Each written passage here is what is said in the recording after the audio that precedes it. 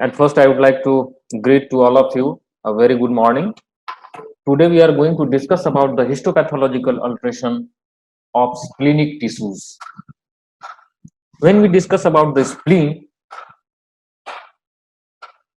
you must know that spleen is a major lymphatic organ in a body. When you will go through the first line, the spleen is similar to a lymph node in shape and structure, but is much larger. इसके कहने का मतलब है कि spleen जो है वो lymph node के सिमिलर होता है।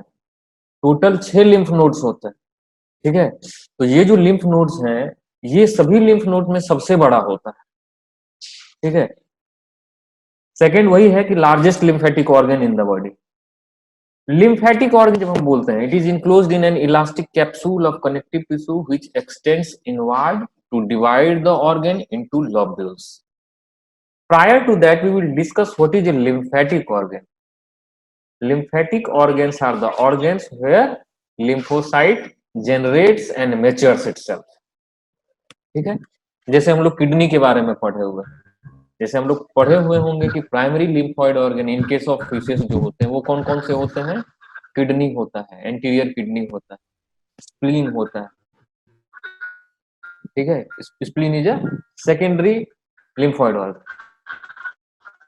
इसके बाद और कौन है, किडनी है, थाइमस थाइमस, थाइमस ठीक है।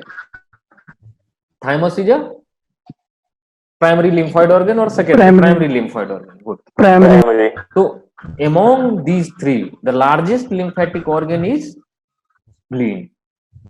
ये होता कैसा है उसी के बारे में यहाँ पे बताया गया है कि it is enclosed in an elastic capsule of connective tissues which extend inward to divide the organ into lobules।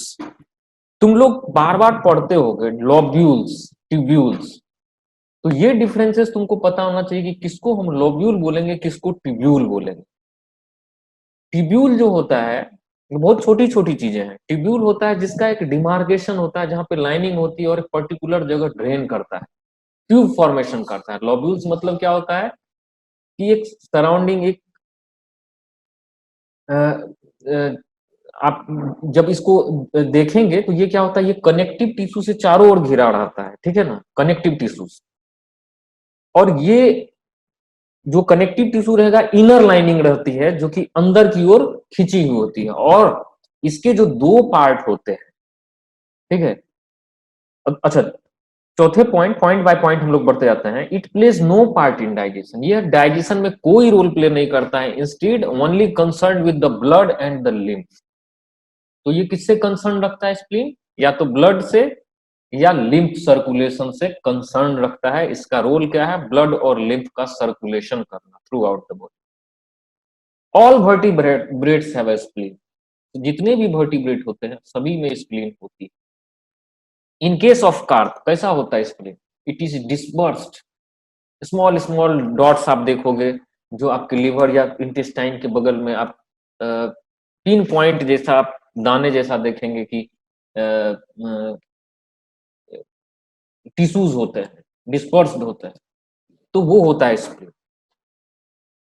इसके बाद कहा गया the spleen can also like the bone marrow produce new red blood sales.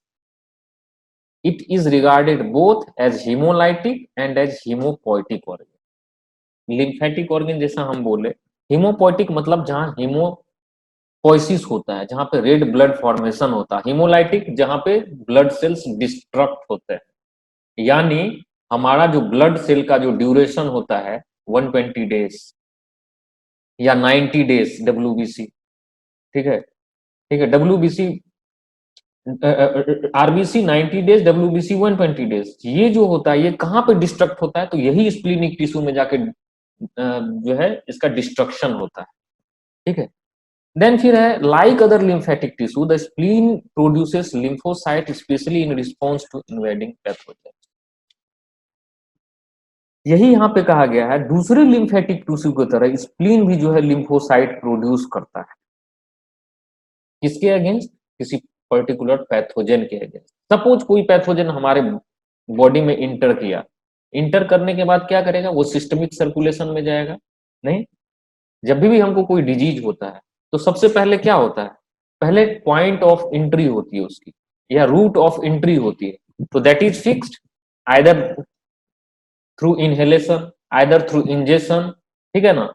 और ये either absorption के through या किसी open wound के थ्रू क्या होता है, ये सिस्टमिक सर्कुलेशन में जाता है, ब्लड सेल्स में आपके पैथोजन है, और ये पैथोजन सर्कुलेट होता है, ये कहाँ पे चला जाता है, different different other other organs, lymphatic tissues जो होते हैं वहां जाता है, वहां पे जितने भी फेगोसाइटिक सेल्स है उनको डिस्ट्रक्ट करते हैं, ठीक है।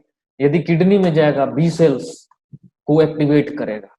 तो इसी तरीके से स्प्लीन में भी ये क्या करता है, लिम्फोसाइट प्रोड्यूस, जो लिम्फोसाइट होते हैं, ये चूंकि लिम्फेटिक ऑर्गन है, लिम्फोसाइट प्रोड्यूस करता है, और किसके अगेंस्ट, तो पर्टिकुलर पैथोजन के अगेंस्ट। इसलिए हम लोग देखे होंगे मेलानोमैक्रोफेज सेंटर्स जो कहाँ होते हैं, स्प्लीनिक टिश्यूज में होते हैं, किडनी में होते हैं, ठीक है। अब इस जब हम स्प्लीन के मॉर्फोलॉजी की बात करें तो the spleen is encased in a thick connective tissue capsule. अभी हम लोग डिस्कस किए कि ये सराउंड क्या होता है, कनेक्टिव टिश्यू से घिरा हुआ होता है, इनसर्कल्ड होता है। The mass of splenic tissue is of two types, the red pulp and white pulp. अब यहाँ कहा गया जब स्प्लीन को देखा जाता है हिस्टोलॉजी करके, जब आप देखेंगे हेल्दी टिश्यूज को, तो वहां पे आपको दो तरीके के, दो कैरेक्टरिस्टिक सेल्स दिखेंगे, एक रेड और एक व्हाइट, ठीक है, which do not separate into regions but intermingle and are distributed throughout the spleen। इसका मतलब क्या हुआ, ये ऐसा नहीं होता है कि रेड पल्प जो है उसका मतलब एक जोनेशन अलग हो गया, जैसे जोन वाइज होता है ना, तो वो जोन अलग नहीं होता है, बट ये सेल क्या होता है, इंटरमिंगल होते हैं। इंटरमिंगल करने के मतलब आसपास, ठीक है, डिस्पर्स्ड होंगे थ्रू आउट दैट। सिर्फ क्या होगा, कनेक्टिव टिश्यू से घिरा होगा, and these red pulp and white pulp जो होता है, they are intermingled with each other. The white pulp is lymphoid tissue consisting mainly of lymphocytes and arteries. अब यहाँ पे काम आता है क्या, रेड पल्प का क्या काम है और व्हाइट पल्प का क्या काम। तो व्हाइट पल्प जो है वो एक्ट करता है एज ए लिम्फॉइड टिश्यूज, और जनरली ये किन चीजों से बना होता है, तो there you can see observe the different kind of lymphocytes and the arteries, ठीक है। नेक्स्ट है the red pulp consist of venous sinuses, network of channels filled with blood and cords of lymphatic cells, ठीक है। यहां कहने का मतलब जो रेड पल्प होते हैं वो वहां पे जो नेटवर्क ऑफ चैनल्स होता है, जो वेनस वेनस ब्लड जो होता है वो ड्रेन होता है वहां पे, और filled with blood and cords of lymphatic cells। cords of lymphatic cells मतलब, cords of lymphatic cells कहने का मतलब हो गया कि जितने भी lymphatic cells होते हैं एक दूसरे से जुड़े होते हैं, एक डोरी की तरह, उसी को cords बोलते हैं, ठीक है। a chain, a series such as lymphocytes and macrophages, ठीक है। तो ये लिम्फोसाइट्स होंगे और मैक्रोफेजेज होंगे। हम लोग जानते हैं लिम्फोसाइट्स जो होते हैं वो कौन कौन से हैं, तो बी सेल्स हैं, सी सेल्स, मैक्रोफेजेज है वो ऑर्निकुलर ग्रेन्युलोसाइट्स है, ठीक है ना, सॉरी एग्रेन्युलोसाइट है, लिम्फोसाइट्स है न्यूक्लिएटेड। तो ये है, it is in the red pulp that most of the filtration occurs. Filtration कहाँ पे होता है, क्या नीड होता है फिल्ट्रेशन का, तो ये रेड पल्प होता है जहां पे फिल्ट्रेशन होता है। किस चीज का फिल्ट्रेशन होता है, जितने भी ब्लड सेल्स में पैथोजन है जो आपके सर्कुलेशन में, ये वहां पे जाके ड्रेन आउट होता है, वहां पे फिल्टर्ड होता है, और फिर जितने भी पैथोजन है उनका प्रोसेसिंग होगा, the processing of antigen takes place, ठीक है, retention of antigen, then lymphocytic generation, different lymphatic cells generate there, they mature, they divide, and further processing is being done by these splenic tissues। फिर है काम क्या क्या है भाई, तो ये ब्लड स्टोरेज है, कैसे होता है ब्लड स्टोरेज के रूप में, कैसे काम करता है, तो उसी के बारे में यहाँ पे फर्स्ट पॉइंट में बताया गया कि blood enters the spleen through the splenic artery.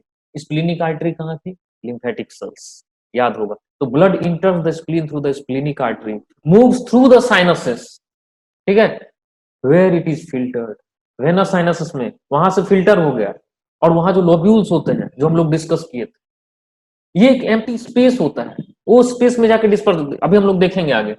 It is filtered then leaves through the splenic vein, फिर जाकर के वेन में निकलता है। फिर बोलता है the splenic artery enters the spleen through a feature called the hilum. यहां कहने का क्या मतलब है, जो स्प्लीनिक आर्टरी होते हैं फिर वो कहां से जाता है और कहां निकलता है। ये जो स्प्लीनिक आर्टरी है जो स्प्लीन में इंटर करता है, ये एक कनेक्टिंग लिंक होती है जिसको हम लोग हीलम बोलते हैं या हाइलम बोलते हैं। एंड डिवाइड्स, ये फर्दर जो है डिवाइड्स हो जाता है, डिफरेंट ब्रांचेज के रूप में देख सकते हो। Divides into numerous branches assuming an appearance rather than like a brush. आप ब्रश देखे हो तो इतने फाइन जो है वो ब्रांच लाइक चैनल्स होते हैं। They are sometimes called brush artery. तो यही ब्रश आर्टरीज जो है जहां से ये स्प्लीनिक जो जितने भी ब्लड हैं, जो सेल्स हैं, लिम्फेटिक सेल्स, ये इंटर करते हैं और ये ब्रश आर्टरीज के थ्रू डिस्पर्स होते हैं throughout splenic tissues. Then production and destruction of blood cells कैसे होता है, तो spleen filters blood in much the way that the lymph nodes filter lymph. यहां पे बोला गया है ठीक उसी तरीके से स्प्लीन कैसे ब्लड को फिल्टर करता है, ठीक उसी तरीके से जिस तरीके से लिम्फ नोड लिम्फ को फिल्टर करता है। अभी हम लोग देखें कि स्प्लीन के दो काम होते हैं, हो सकते हैं, है ना। एक तो ये लिम्फेटिक टिश्यूज है और दूसरा काम करता है ये हीमोपोइटिक और हीमोलाइटिक ऑर्गन के भी रूप में, यानी spleen acts as a both organ. ठीक है। फिर क्या है, lymphocytes in the spleen react to pathogens in the blood and attempt to destroy them in a particular fashion, in a specific fashion. Macrophages then engulf the resulting debris, the damaged cells and the other large particles. याद करो हम बताए the first cell when come into contact, these are the macrophages. जैसे neutrophils are the macrophages which comes first at the site of injury. But mononuclear phagocytic cells, the professional phagocytic cells, the macrophages, which are found in the splenic tissues, what they do, they destruct the cells through the phagolytic action. Phagocytosis होता है, phagocytosis होने के बाद उस pathogens के छोटे छोटे छोटे टुकड़े कर दिए जाते हैं और जिसके अगेंस्ट जो बी सेल्स होता है वो प्रोसेस करके पर्टिकुलर एंटीबॉडी बनाता है। ठीक है। देन फिर क्या है, the spleen along with the liver removes old and damaged erythrocytes. Liver तो काम करता ही है, ठीक है, ब्लड फिल्ट्रेशन का, लेकिन इसके साथ जो स्प्लीन है वो भी इसको कोऑपरेट करता है लीवर। ठीक है। Then from the circulating blood, an erythrocyte ceases to work effectively as an oxygen carrier after about 15 to 16 weeks. क्या कहता है कि मतलब इरिथ्रोसाइट जो है वो 15 से 16 सप्ताह के बाद क्या होता है, वो लूज कर जाता है अपना फंक्शन। अभी हम लोग डिस्कस है 15-16 वीक मतलब कितना हो गया, 105, है ना। 90 से जो 120 दिन का पीरियड हम लोग अभी बोल रहे थे, ठीक है, तो वही है 15 to 16 weeks. Then such ageing cells are collected by the spleen and destroyed, यानी जितने भी ओल्ड सेल्स होते हैं they are deposited into this splenic tissues where destruction takes place. But the hemoglobin contained in them is broken down and used by the liver to make bile and the iron in the recycled to make fresh hemoglobin. जो haemoglobin होते हैं, haemoglobin क्या करता है, वो iron content करता है। तो यही बताया गया है कि किस तरीके से वहां पे हीमोग्लोबिन को फर्दर ब्रोकन डाउन किया जाता है। फिर ये हीमोग्लोबिन जब ब्रोकन डाउन होता है तो फिर फर्दर लीवर जो होता है कैसे इनको आयरन या बाइल बनाने में यूज करता है, फर्दर की कैसे बाइल और आयरन का यूज करके कि फ्रेश हीमोग्लोबिन बनाए। ठीक है। अब यहाँ पे स्प्लीनिक टिश्यू की हम लोग एक इमेज देखते हैं। यदि हम लोग थ्रू आउट हम लोग इस इमेज के जाएं तो आप देखो यहाँ पे क्या होता है, ये जो आप लाइनिंग देख रहे हो, हमारा कर्सर दिख रहा है सबको? Yes sir. ठीक है। यू जस्ट चेक, ये जो आप लाइनिंग देख रहे हो, ये जो बना होता है ये कनेक्टिव टिश्यू से बना होता है, और जो इनर लाइनिंग होते हैं, जो सेल्स होते हैं, जो कॉल्यूमिनर एपिथेलियल सेल्स होते हैं, ठीक है, ये क्या होता है, ये अंदर तक इन्वेडेड होता है। और यहाँ पे आप देखो डिफरेंट डिफरेंट सेल्स हैं, यहाँ के पर्टिकुलर पैचेज हैं, ठीक है। यहाँ पे क्या होता है, मेलानो मैक्रोफेज सेंटर्स होते हैं। यहाँ पे आपके रेड पल्प होते हैं, जो रेड आपको दिख रहे हैं, रेड पल्प, व्हाइट पल्प, ये जितने भी व्हाइट दिख रहा है ये आपको व्हाइट पल्प है। लिम्फेटिक फॉलिकल्स, जो ये यहाँ पे छोटे छोटे दाने तरह आपको दिख रहे हैं, ठीक है। तो इस तरीके का एक स्ट्रक्चर, और कैसे ये आर्टरी जो है वो कैसे ब्लड ड्रेन करती है यहाँ पे। ठीक उसी तरीके से यहाँ पे हिस्टोलॉजी इसमें दिखाया गया है, इसमें क्या क्या कैसे है, जैसे ट्रेबिकुले एंड वेन्स, ये दैट ड्रेन्स। आप लोग देखो यहाँ पे छोटा छोटा ब्रश टाइप का आप देखोगे, एकदम fine articles, fine branches, even though smaller than this, ठीक है, ये पूरा डिस्पर्स रहता है। ये जो थिक है that can visible easily, but even then कि उससे भी स्मॉल हो सकता है। लिम्फेटिक नोड्यूल्स होते हैं, ये जो छोटे छोटे व्हाइट कलर के पैचेस देख रहे हो, ये जो व्हाइट कलर के पैचेस देख रहे हो, दीज आर द लिम्फेटिक, जितने भी व्हाइट पैचेस देख रहे हो, these are the lymphatic nodules. Pulp of spleen, these are the red part, what you are seeing. These are trabeculin veins, ये जितना भी होता है, जितना भी यहाँ पे प्रोसेस होगा, ये व्हाइट पल्प हो गया, जितना भी आप रेड देख रहे हो ये रेड पल्प है। तो आप यदि डिमार्केट करें, इसलिए बोले इंटरमिंगल्ड विथ ईच अदर, तो हम लोग नहीं वहां डिमार्केट कर सकते अनटिल अनलेस हम लोग इसको स्टेनिंग नहीं करें। तो आप देख आ रहे हैं व्हाइट पल्प है, रेड पल्प है। ये क्या करता है, ये प्रोसेस करने के बाद यही ट्रेबिकुलम में, इसी लोब्यूल्स में, इस यहाँ पे ड्रेन करता है, और ये फर्दर जब इस ड्रेनेज में, इस ट्रेबिकुले या वेन्स में गया, ये फर्दर पास आउट होता है कहां से, वेन्स से। यहाँ पे यही आर्टरीज लाइनिंग दिखाई गई है, यहाँ पे वेनस लाइन दिखाया गया, यहाँ पे आप क्लियरली देखो एक लाइन है, ये दूसरा लाइन, तो ये आर्टरीज है, ये, ठीक है। तो इस तरीके की लाइनिंग होती है। अब हम लोग आते हैं हिस्टोलॉजिकल इसमें, आप यहाँ पे देखो, यहाँ पे जो ब्लू डॉट्स, ठीक है, और एक व्हाइट व्हाइट पैचेज है, या फिर आप, हम लोग यदि जनरल जाएं, हम लोग स्टेनिंग प्रॉपर्टी के बारे में जाएं, ठीक है, इसिनोफिलिक सेल्स या लिम्फेटिक सेल्स जो भी हो, तो यहाँ पे आप देखो, यहाँ पे आपको जितने भी मोनोन्यूक्लियर मोनोसाइट्स आप देखो, आप यदि गौर से देखोगे अपने स्क्रीन पे, यहाँ देखो न्यूक्लियर, एक सिंगल न्यूक्लियस दिख रहा है, नहीं होता है तो कभी कभी इस इमेज को आप जस्ट कॉपी करो, you just zoom it, you will found ample cells, ample lymphatic cells, even monocytes, macrophages and other B cells और टी सेल्स, ठीक है।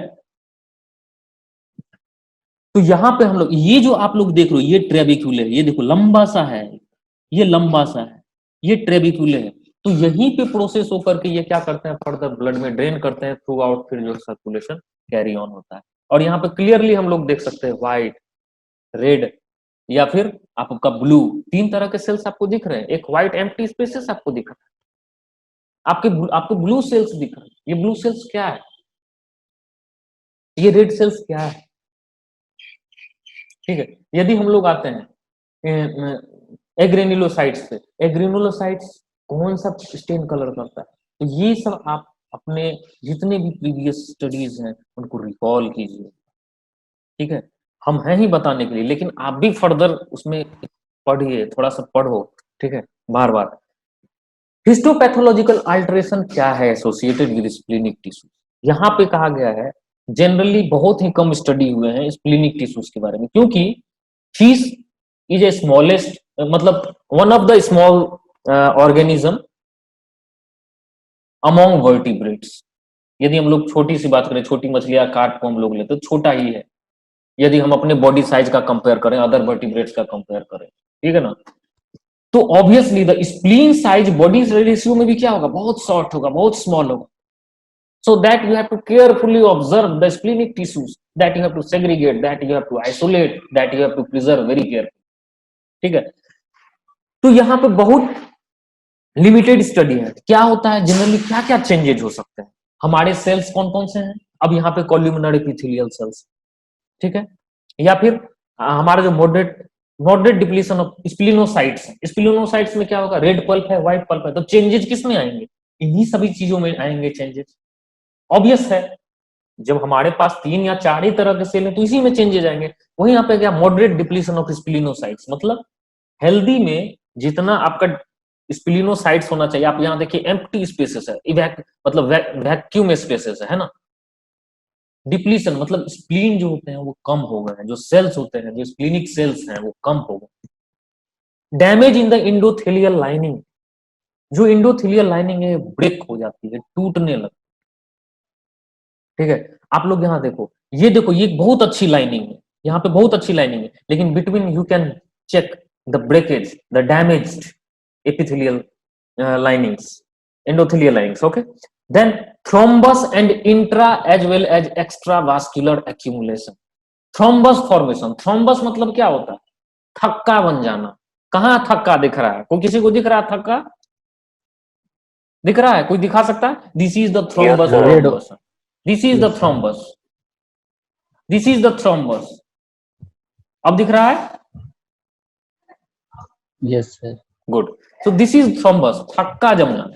And intra as well as extravascular accumulation of large mononuclear cells, मतलब जो mononuclear sales होंगे accumulation होने लगेगा। कहां accumulation होने लगेगा? जब उसका सही तरीके से ड्रेनेज नहीं होगा, जब सही तरीके से ट्रेबेकल्स काम नहीं करेंगे। क्लियर? तो यही चेंजेज होते हैं जनरली एक स्प्लिनिक टिश्यूज। ठीक है, आज हम स्प्लिनिक टिश्यूज के बारे में ही डिस्कस करेंगे, बहुत शॉर्ट, ज्यादा टाइम नहीं लेते हुए। अब आप लोगों को इसमें कोई डिस्कशन है, पार्टिसिपेट करना है, आप कर सकते हो।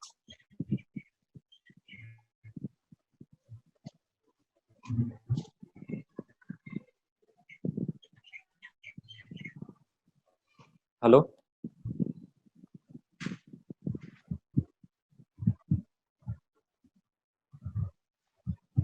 किसी को पार्टिसिपेट करना है, कुछ पूछना है? मेरे बताने से कुछ समझ में आया? जो पहले तुम समझते थे, जो तुम देखे थे, उसमें थोड़ा सा क्लियर हुआ? थोड़ा सा हम कोशिश की जो कुछ समझ में आने का।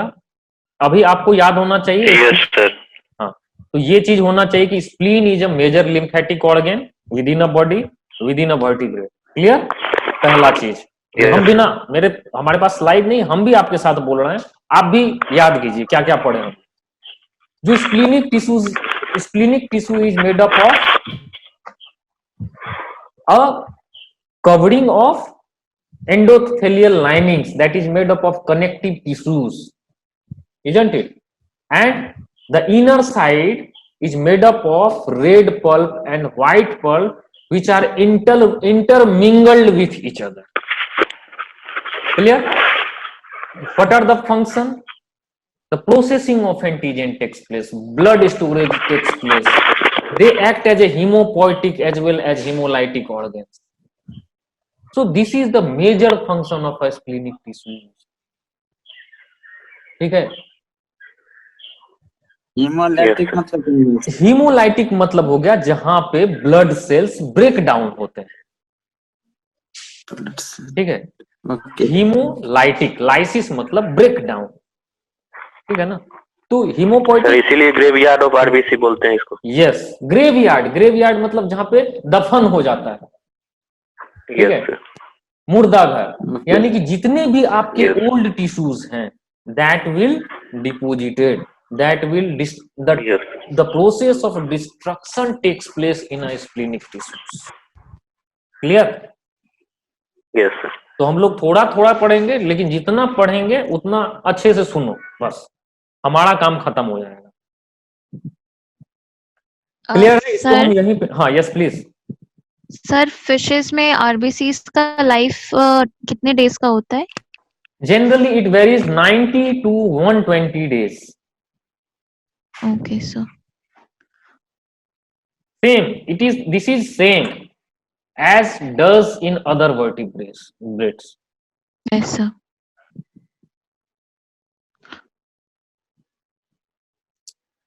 ठीक है, फिर हम लोग नेक्स्ट क्लास, ये तो हम लोग लगता है बहुत जल्दी आज खत्म हो गया है, 11 बज रहे हैं। ये नहीं होता तो 11:30 से कर सकते हैं स्टार्ट। ठीक है, थोड़ा तुम लोग भी रेस्ट कर लो, थोड़ा ब्रेक कर लो। ठीक है, अपने आप को थोड़ा माइंड फिर से फ्रेश हो जाएगा। तब तक थोड़ा सा उसको देखो, याद करो। हम जितना बोले हैं ना, जस्ट रिकॉल दें कि हमने क्या बताया, क्या चेंजेस आ सकते हैं। देखो, depletion of splenocytes, destruction of endothelium lining. Destruction मतलब बर्बाद होना या टूटना, डैमेज भी लिख सकते हो, कोई दिक्कत नहीं, ठीक है। तो ये सब कुछ चेंजेज हैं जो तुमको याद रखने चाहिए, जो पता होना चाहिए, ठीक है। देन फिर क्या होगा, extra cellular accumulation of mononuclear sites. जब सही ढंग से उसका प्रोसेस नहीं होगा या ब्लड सर्कुलेशन में नहीं जाएगा तो फिर वहां पे एक्यूमुलेशन होना चाहिए। तो ये सब जब ट्रेबेकुले आपका सही ढंग से काम है, तो ये थोड़े स्मॉल चेंजेस थे जो हम लोगों ने डिस्कस किया। हम लोग अब नेक्स्ट क्लास देखते हैं वो थेराप्यूटिक्स का लेंगे। You just take a break of half an hour, we will start the therapeutics of therapeutics in aquaculture. Okay, okay sir 11 में सर। हाँ 11:30 या 12 एज यू विश, मुझे कोई दिक्कत नहीं। 12 बजे सब लिंक कीजिएगा। ठीक है 12 बजे लेते हैं, it's okay. Okay, you just ठीक है टेक रेस्ट। ओके, ठीक है sir. Thank you sir okay, thank you. Welcome. Thank you, sir.